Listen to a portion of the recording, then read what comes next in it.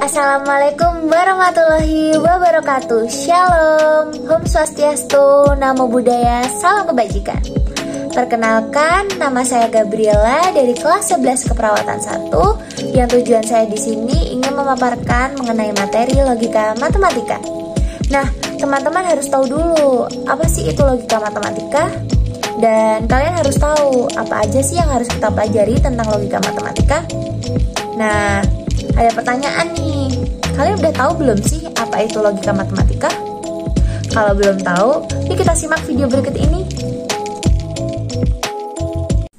Logika adalah ilmu yang mempelajari secara sistematis kaidah-kaidah penalaran yang absah atau valid.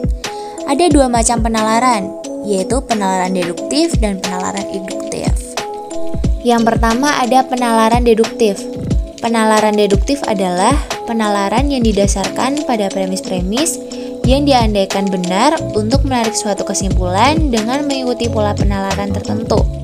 Contoh, premis 1, semua mahasiswa baru mengikuti ospek. Yang kedua, Wulandari adalah mahasiswa baru. Kesimpulannya adalah Wulandari mengikuti ospek. Yang kedua ada penalaran induktif. Penalaran induktif adalah penalaran yang didasarkan pada premis-premis yang bersifat faktual untuk menarik kesimpulan yang berlaku umum. Contohnya, premis 1, ayam 1 berkembang biak dengan telur. Premis 2, ayam 2 berkembang biak dengan telur. Premis 3, ayam 3 berkembang biak dengan telur. Premis 4, ayam 4 berkembang biak dengan telur. Premis 50, ayam 50 berkembang biak dengan telur. Kesimpulannya adalah semua ayam berkembang biak dengan telur. Pernyataan. Pernyataan adalah kalimat yang mempunyai nilai kebenaran benar atau salah.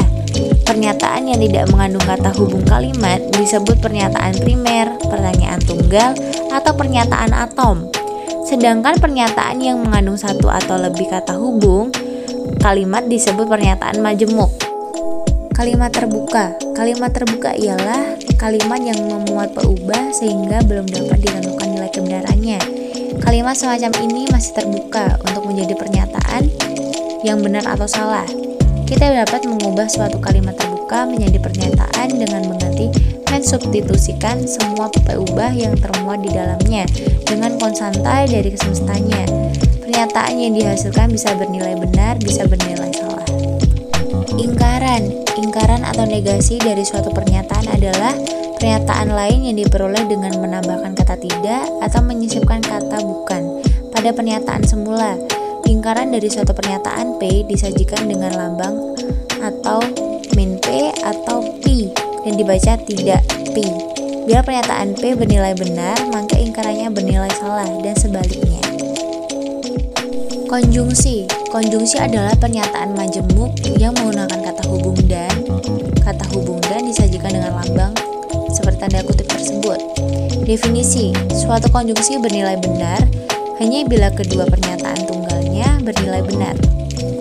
Disjungsi. Disjungsi adalah pernyataan majemuk yang menggunakan kata hubung atau disajikan dengan lambang seperti tanda kutip tersebut.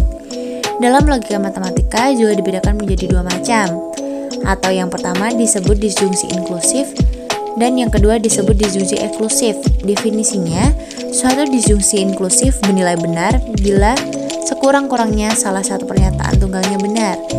Suatu disjungsi eksklusif bernilai benar bila salah satu dan tidak kedua-duanya dari pernyataan tunggalnya itu benar. Implikasi adalah pernyataan majemuk yang menggunakan kata hubung bila dan maka.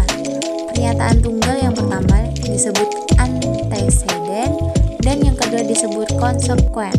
Kata hubung bila dan maka disajikan dengan lambang seperti tanda kutip tersebut.